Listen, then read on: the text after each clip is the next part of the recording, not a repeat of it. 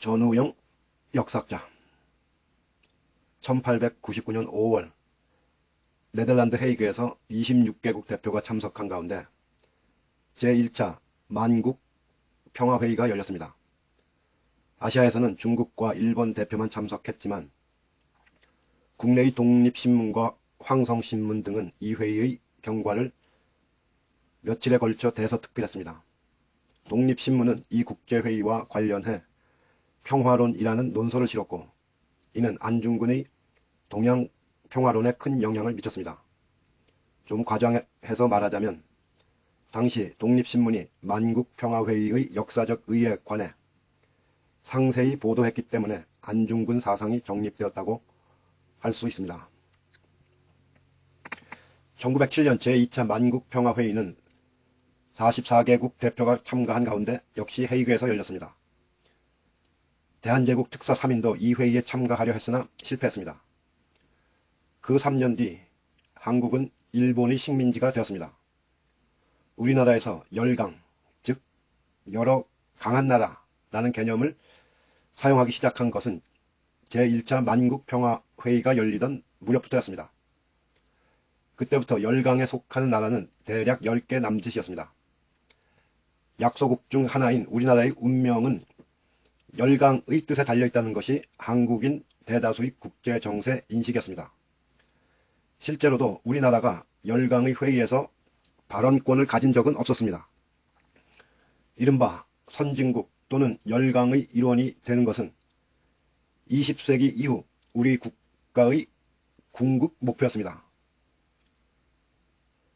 역대 독재 정권은 지금의 고통을 참아야 선진 국민이 된다는 논리로 독재를 정당화했습니다.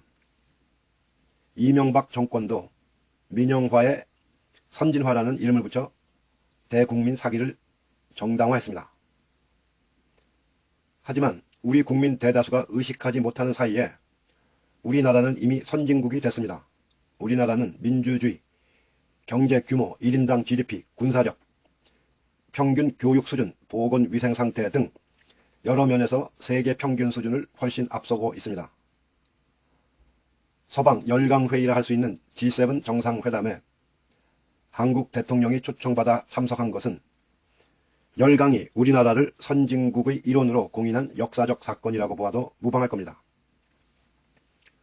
그러나 이명박 정권이 G20 회의를 서울에 유치했을 때 경제효과 40조 원이라고 떠들어댔던 한국 언론들은 이번 G7 회의의 역사적 의의와 경제효과, 상징적 의미 등에 대해서는 거의 언급하지 않습니다.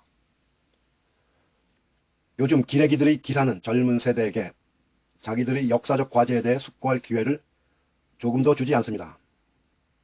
어떻게든 정권의 흠을 잡으려는 졸렬한 편파성 탓이 크겠지만 한국인들 스스로 선진국민이라는 자의식을 갖는 것이 두렵기 때문이기도 할 겁니다.